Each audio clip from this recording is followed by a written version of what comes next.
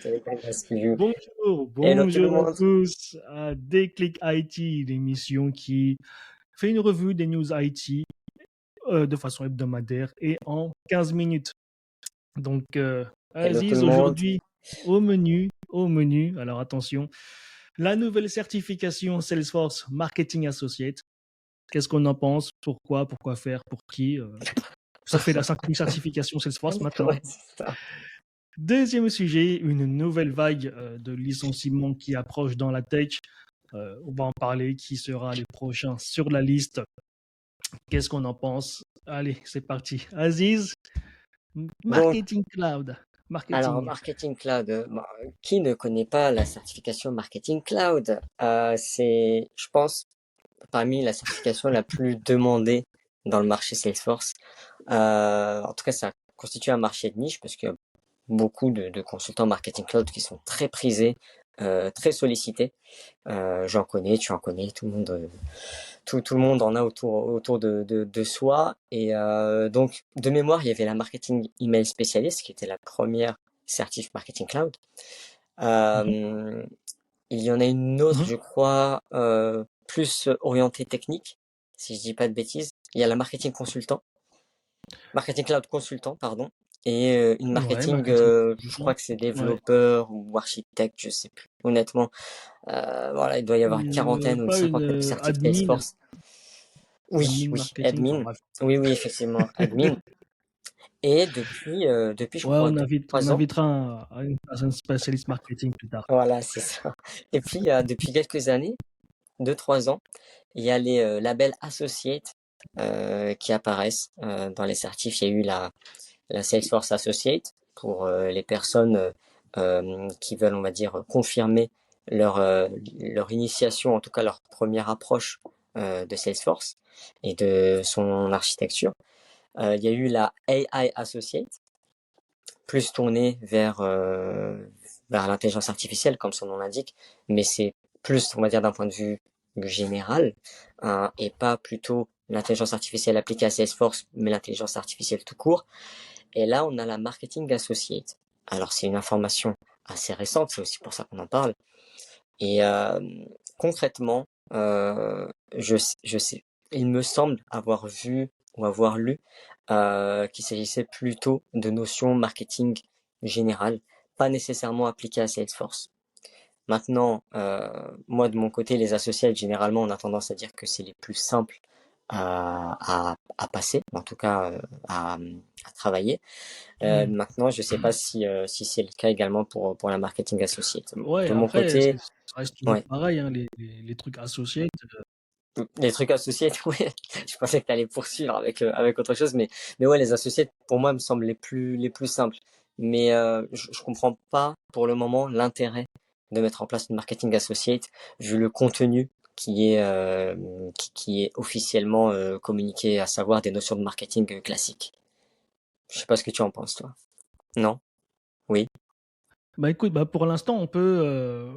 J'ai ouvert le programme de l'assertif, hein, comme à chaque fois, il y a un guide qui vous permet de voir les gros chapitres et pour savoir quoi préparer. Je t'entends bien, je t'entends bien. Et donc, le marketing, le programme, on a marketing concept, donc qui pèse pour 28%. Donc là, c'est ce que tu disais sur le concept marketing, pas forcément lié à Salesforce. On a en deuxième les marketing cloud engagement basics. Donc là, c'est ce qui passe pour 22%. Donc là, c'est vraiment la configuration de marketing cloud. On a l'email sending and journey. Donc pareil, hein, 22%, la création et l'envoi d'email. Et le data management. Voilà. Pour 18%, et ensuite le report et analysis pour 10%. Donc, ouais, encore une associate assez généraliste, on va dire ça comme ça. Beginner friendly, euh, beginner friendly Salesforce, mais qui demande quand même un peu de basique en marketing. Donc, Ouais. comme toute Salesforce, comme toute certif associate. Qu'est-ce qu'on en pense? Enfin, qu'est-ce que j'en pense? Personnellement, Non, mais c'est bien. C'est encore une façon de faire payer les débutants, bien sûr, hein, parce que les certifs apportent pas mal d'argent à Salesforce. On peut ajouter encore un petit badge sur le CV. Bon, voilà. Moi, j'ai juste peur qu'on arrive bientôt à, tu sais, dans les titres LinkedIn, oui, consultant Salesforce, 10 fois certifié, et bientôt, ça va être que des 10 associés, quoi. C'est ça. Voilà, ça risque d'arriver, ce genre de choses. À voir après, on va dire pour les personnes expérimentées, les associates, ça prend une demi-heure à passer. Clairement, pour le fun et voir ce que c'est, j'ai les deux associates précédentes. Je les ai passées en 30 minutes aussi. Donc, à voir, hein, à voir ce que ça donne. Pour nous, ça fait 30 minutes. Et après, à voir si c'est vraiment utile au quotidien pour les débutants.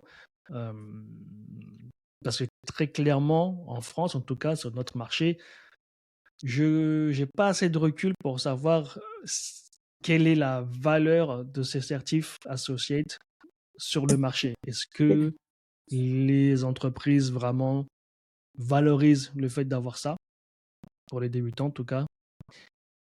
Je ne saurais dire. Ouais, Donc clairement, c'est. voilà, c'est ce que j'en pense. Non, bah écoute, on a fait le tour du sujet. Après, ça reste assez récent. Ça reste assez récent. Du coup, je pense qu'on Deuxième on sujet. enchaîne avec une mauvaise nouvelle, socialement considérée comme mauvaise, hein. Il s'agit d'une annonce de restructuration, pour ne pas dire licenciement, du groupe SAP. Donc vous connaissez SAP, hein, les logiciels pro. Et ils viennent d'annoncer une restructuration majeure. Donc, il me semblait, ça fait déjà un an, il y a un an, ils avaient annoncé déjà 3000 emplois à supprimer, pardon. Et maintenant, ils veulent réduire leur main-d'œuvre de 8000 postes Ouais. supplémentaires. Donc, apparemment, ce que je disais, c'était 8% de l'effectif total. Donc, forcément, c'est pour leur faire des économies de l'ordre de 500 millions. Donc là, je parle qu'en chiffres. Je parle qu'en chiffres. Je les ai devant moi, donc ça m'arrange. Et voilà, du coup, comme on s'en doutait, l'entreprise veut mettre l'accent sur les avantages de l'intelligence artificielle pour gagner en productivité.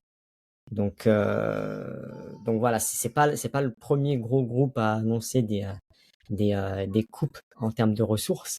De mémoire, tu m'avais annoncé Amazon, Sébastien. Ouais.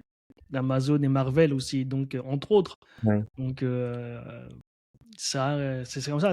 Bon, on l'avait prévu, hein, c'est les coupes dans les ressources qui arrivent pour se faire suppléer par l'intelligence artificielle. Bon, ça va arriver. Ça va arriver et j'ai l'impression que voilà, vraiment aucun corps de métier n'est à l'abri. Des choses qu'on pensait être assez en sécurité par rapport à ça. Qu'est-ce qu'on Pas va vrai, devenir? pas vraiment. Voilà, qu'est-ce qu'on va devenir? Voilà, on va devenir chômeur AI. Donc, c'est un chômiste qui utilise ChatGPT. Un prompt engineer, en fait. Voilà. Donc, alors oui, bon, 8000 personnes chez SAP qui vont partir. J'ai cru voir que ça a fait remonter leur action.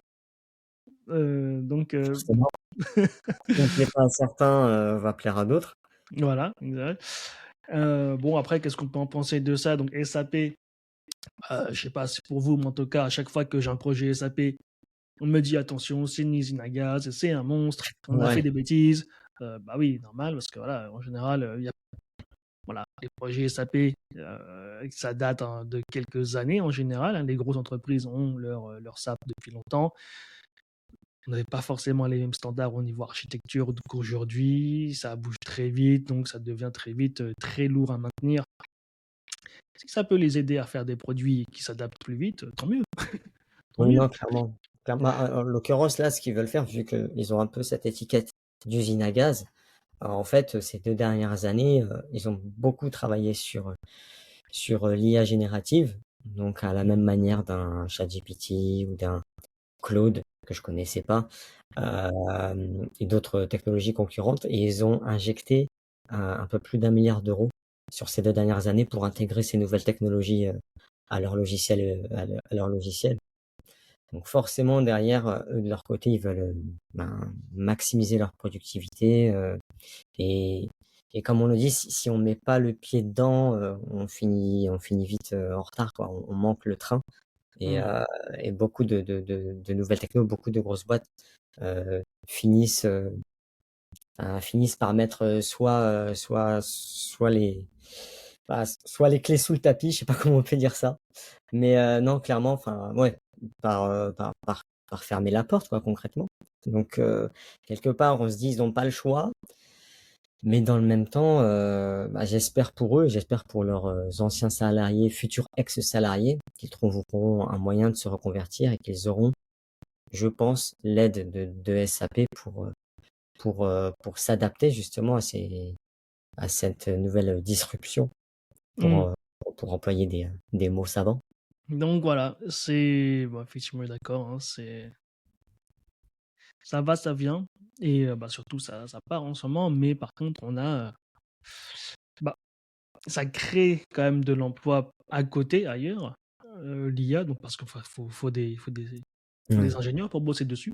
Donc là, on a vu que Google prévoit un recrutement après les layoffs, le recrutement pour travailler sur l'IA. Donc en fait, c'est ça.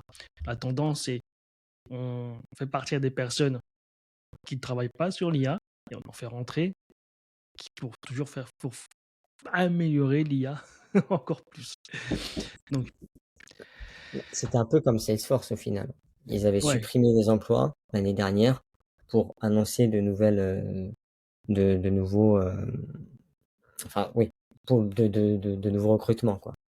Et des Mm. milliers, je crois aussi. Oui, c'est ça, oui, bien sûr. Ah oui, c'est pas deux, trois personnes qui travaillent dans leur coin sur Ouais, le clairement. truc. Et toujours dans les films, c'est toujours ça. C'est toujours un scientifique fou, tu sais, qui fait tout le truc dans son coin. Ouais, je vais créer. Mais non, Exactement. non, non. Là, ils sont tous. Du Tout, apparemment. coup, merci. Oui. Merci pour ces deux sujets. Wait and see, du coup, pour Marketing Associate et pour l'intelligence artificielle la semaine prochaine. Bah, oui, tu nous diras en combien de temps tu vas passer la marketing associate. Bon. Si c'est plus que 30 minutes, attention, tu n'es plus un expert. Voilà, tu perds le titre d'expert, tu perds le Mhm. titre d'expérimenté. Allez, c'est la compétition maintenant. Ouais, c'est Écoutez, ça. merci à tous d'avoir écouté jusqu'au bout et à la semaine prochaine. Ça marche. À la semaine prochaine. Bye tout le monde.